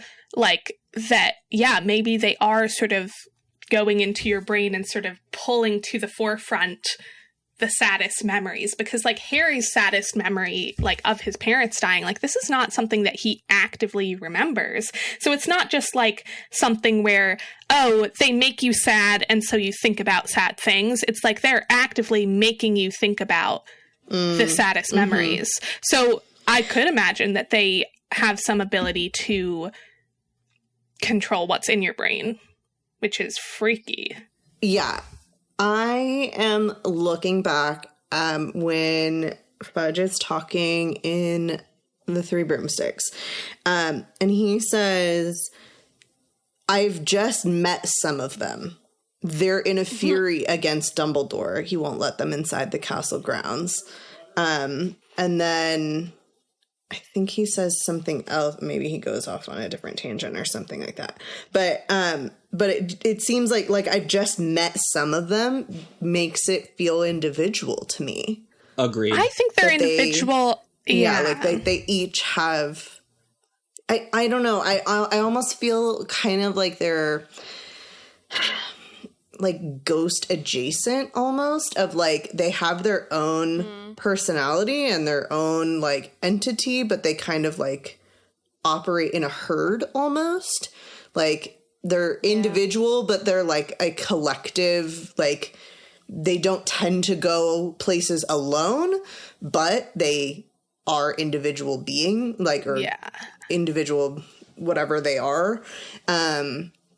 Because if it's like, if you just met some of them and you're speaking with one of them or something like that, it seems very individualistic. But I do, and so I like the idea that you have about them implanting specific thoughts, memories, and whatnot. And I think that that's horribly creepy and in a fantastic way. But I don't know how that translates to when we hear that they have communicated in some way. Like it doesn't, I guess the verbiage doesn't line up to me. Yeah. I kind of imagine them like a school of fish. Like it's made up of individuals, but they like move in a collective fashion. Interesting. I don't know. Mm-hmm. Also, you can't really blame, I'm just like kind of back to this chapter, like you can't really blame the one for being like, oh, a soul, because they've been basically starved for like months. Like they haven't been allowed inside the castle. They were attracted to, the Quidditch pitch because of all the excitement and whatnot. But then they were chased off of that. They haven't been like, they kind of wander through Hogsmeade every once in a while, but they're not like really there absorbing too much. So they have to be on like a very lean diet at this point. And you have like that they're probably just starved, because unless they've been like cycling out with whoever's still left at Azkaban, like I don't know. Which also begs the question, like, how many did they leave at Azkaban? And how many are there? Because if there's 100 of them here, like, how many are there? And how many are usually at Azkaban? And can they operate with 100 missing? Many questions. Well, we know that they can breed, so... It's true. Yeah. The mist. It's interesting, but I feel like for them, eating souls isn't their only form of sustenance. So, like, because it says they feed on misery and despair. Yeah. So, Yeah. I guess my thought was always like, you know, a soul is like, you know, like a truffle. Like, you know, it's a little treat for them. A little treat for a Dementor. Right. So, like, obviously, they're going to want a little treat now and then. But, you know, it's not like, you know, they need to eat souls to survive. So I don't think it's quite like that. I don't think that's what's going on when they attack Harry. I don't think it's like they need the soul. I think they just, like, you know, want it. Because, you know, it's tasty. It's tasty. I'm kind of like putting it in the mindset of like a man has been starving for months and then is set in front of like a giant donut, and it's like, what, you think he's not going to eat it? Like, like, it doesn't matter if it's usually just a treat and it's not 100% necessary. Like, if you've been starving, because they haven't really had their constant source of food, which is the Azkaban prisoners. Right. Like, I could imagine it being like, when they're in Azkaban, they have this constant source of food so that so they're able to listen to the ministry being like, well, you're not allowed to just go sucking everyone's souls in Azkaban. You have to actually just suck their happiness, whatever. But when they don't have that, they're like, well, why should we listen to what the ministry wants us to do? Like, they're saying one random guy's soul, like, but we're not allowed to do anything else to, like, we're not allowed to attack anyone else. Like, please. So I can imagine that, yeah, like, when they're getting their, like, full supply of Azkaban prisoners, they're like, fine, we'll listen to the ministry. But since they're not, they're like, why are we going to listen to the ministry? And this is kind of like the first, like, example that we're getting of, like, oh, the ministry has zero control over these Dementors. Like, they've created an arrangement with the Dementors, which has kind of worked up until now, but, like, once the Dementors realize that there are other things that they could do out in the world, they're like, yeah, why don't we just do what we want? Like, why do we have to listen to the ministry? No, I agree with that. Yeah.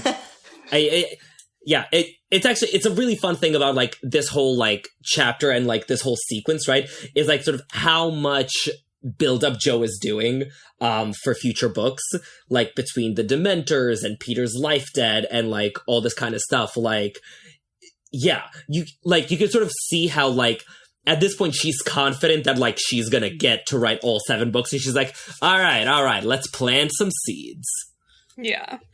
But yeah, I mean, going from the Dementors and, like, what they make you hear, Irvin, you pointed out just kind of the horror. Oh my god. Like, there are just some, like, absolute gut punch lines here, often, like, to do with Harry. But, like, this one just keeps jumping out at me every time I read it. His mother was screaming in his ears. She was going to be the last thing he ever heard. It's like, oh. Yeah. Oh. It hurts. Our poor boy. Yeah. That's Especially because that was almost true when he was a baby, you know? Yeah. Is she the last voice he hears, sort of the ghost resurrection stone people? Oh, is Before she? he- That is such a I good think- question. Now I need to look. She is, isn't she? I think she is. Maybe? No, it's serious. Oh, okay. We are part yeah, of you, because it says- invisible to anyone else. Yeah. Yeah. Okay. But it would have been cool if it Oh, was. that would have It been really would've. that would have been such a Damn good. Oh, well. If we had written the books, it would have been. Yup. Be like, Joe, we have some notes. We have some suggestions. Can you rewrite this, and this, please? Yeah. Also, if you could kill Hagrid while you're at it. Oh, wow. that escalated. All right, moving on. Yeah. Ooh, before we get to like right at the end, do you also have or available in some way or form the illustrated version by Jim Kay? I really, really like the picture of the Dementor, which is not in the sense of I think it's, pretty. I feel like the page to picture like translation is perfectly there. The way the Dementor is described is exactly the way it's painted. And I thought that was quite cool. Just wanted to point that out because it's a double page and I always enjoy those. Anyway. Yeah.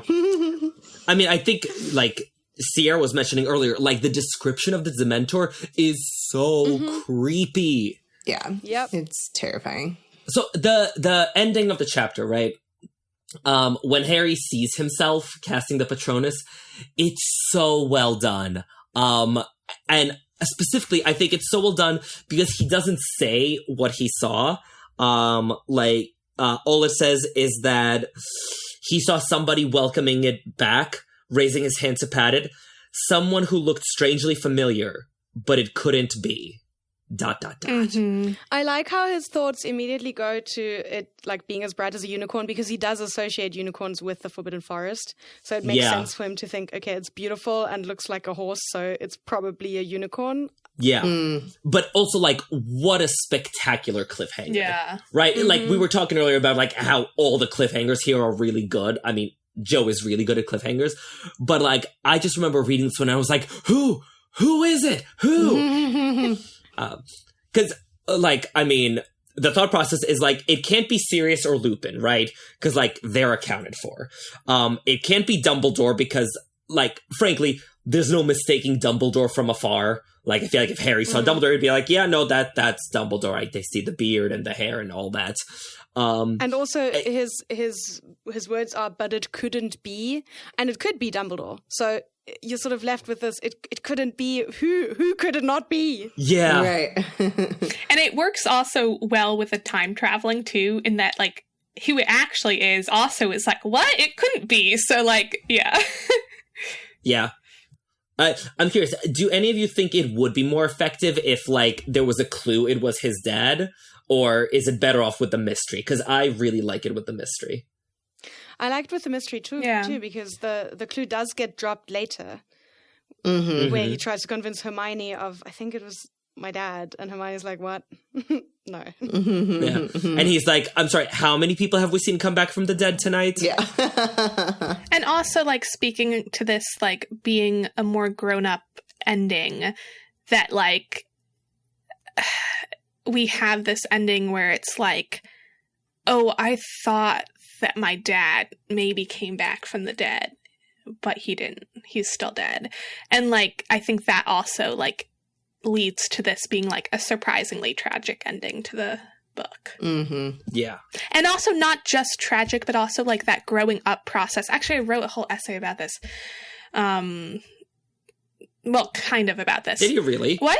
We should link to it. Yeah, it's not so much about this, but it references this part of, like, here, we can link to it. I'll send it to you afterwards. But Harry, sort of, that there's this growing up process of, like, him thinking that he's thinking he's going to rely on an adult, and specifically his father here, to save him, and realizing he has to, like, save himself.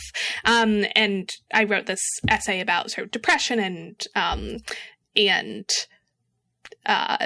Dementors and my experiences and whatever, and I talk a bit about that, so I can link that. But yeah, that there's that sort of moment of Harry, like, becoming an adult, that he's saying, oh, I actually can't rely on my parents to save me here. It's like, that's what I have to do, is I have to save myself. The Patronus Charm, an effective counter to depression? Yep, that's it. Got it. I think so. I don't remember actually what it's called. I mean, it seems like what you were talking about. All right. I will look it up and send it and make sure, because I've written quite a few essays about Dementors. So we'll see. Sounds good. Yeah, well, there's that cliffhanger. Yeah. And then we get transported into the hospital wing, Yeah. as we do so often. Yeah. But not in this chapter. In this chapter, the cliffhanger is just Harry passing out. Does he live? Does he die? Does he get the Dementor's kiss? No one knows. I mean, we got 4 books coming up, so I mean, he probably doesn't get the Dementor's kiss. We didn't know this at the time, did we? I think by this point we knew it was going to be 7 books. I thought that was only clear later. I don't know. Also, it's like there's a significant enough chunk of the book left that it would be kind of like, oh great, the whole rest of the book is just Harry's dead. It could be, you know, like McGonagall and Dumbledore mourning Harry and being like, oh, raise your glasses to Harry Potter. He was so brave. The boy He, you who know, lived. defeated professors and basilisks, but was kissed by a Dementor.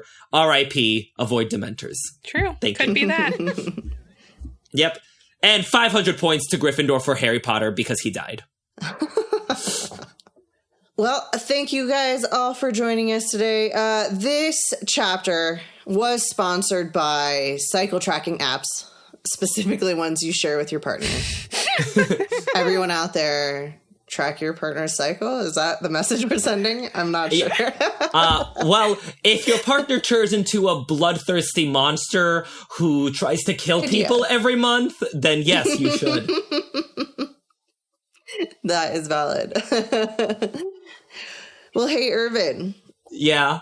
what is playing on the pub's jukebox today? Sure. So on the pub jukebox, we have actually a really touching song from the Dementors' point of view called The Kiss by Seen and Unforeseen.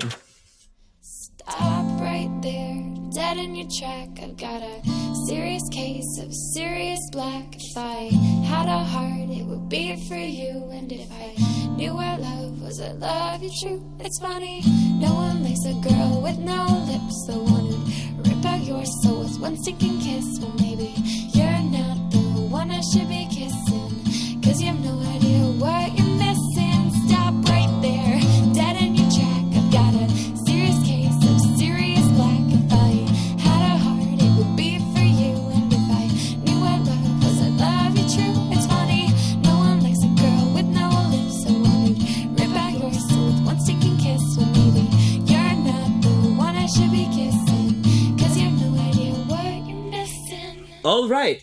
And with that, Margarita, we just want to say thank you so much for coming back and visiting us at the Three Broomsticks. It is always an absolute pleasure to have you here. It has been a delight. Yes.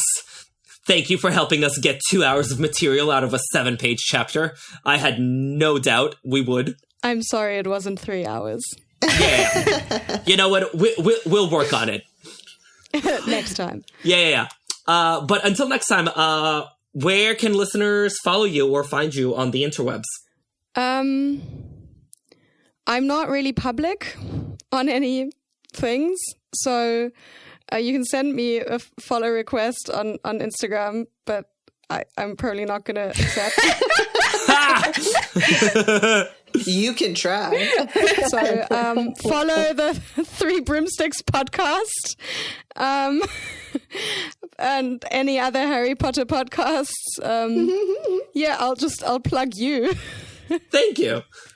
And we also want to give a huge thanks to Christian Richardson, who bought us this round of drinks at the Three Broomsticks. So thank you, Christian. Yay! Woo, woo, woo. Listeners, if you want to buy us the next round, please head on over to patreon.com/3broomsticks with the numeral 3 to sign up. There you'll hear about mine and Sophia's party planning tips, about all kinds of bonus discussions, Hogwarts Legacy games, D&D. There's a lot of cool stuff over there. And also, if you could rate and review us wherever you listen to podcasts, that would be a big help. And also, tell your friends. Word of mouth is a huge help. And if you're looking to find us on social media, you can find us on X, Instagram, Facebook. We have once again had issues with our TikTok, which, Irvin, I believe you said was just a sign that we're too old for TikTok. Yeah, guys, we're millennials. Like, TikTok is not going to happen for us. It's caused too much of a struggle. Bound to be so inevitable. Stay tuned. But our assorted handles and our email address can be found in the episode description or on our website, which is 3broomstickspod.com, and that is with the 3 spelled out THREE. There you can also find links to the essays that we mentioned, like Sophia's essay. You can submit a topic. You can let us know your thoughts. All sorts of things to get connected with us. Yeah. And you know what? We're kind of sticking on this whole Prisoner of Azkaban bent. So next time we meet at the 3 Broomsticks, we're going to be discussing Cornelius Fudge. Yeah, so, just in case you're not hearing enough about politicians in your life right now, we thought we'd bring you some more content. That seemed like such a good idea at the beginning of the year when we scheduled it. Hey, I'd rather listen to things about these politicians. Oh, amen to that. And with that, I've been Irvin. I'm Sophia. And I will be Sierra. Thank you for listening. See you next time in the 3 Broomsticks. Cheers! Cheers. Give me big old buckets of butterbeer. Give me big old barrels of butterbeer. Give me the drink I love so dear. And another round for my friend right here of the sweet old butterbeer. This episode of The 3 Broomsticks was edited by Patrick Musilek. The theme song was written and performed by The Faithful Sidekicks. Make sure to check them out at thefaithfulsidekicks.com. Sophia? Sorry, let me do that one more time. You said I've been Irvin. I was like, okay, sorry. You still are, Sophia. Yeah, nothing has changed. That's what it should be. It should be, I've been Irvin. I am Sophia, and I will be Sierra. Okay, yes, I love it. Let's do it. Let's do it. All right.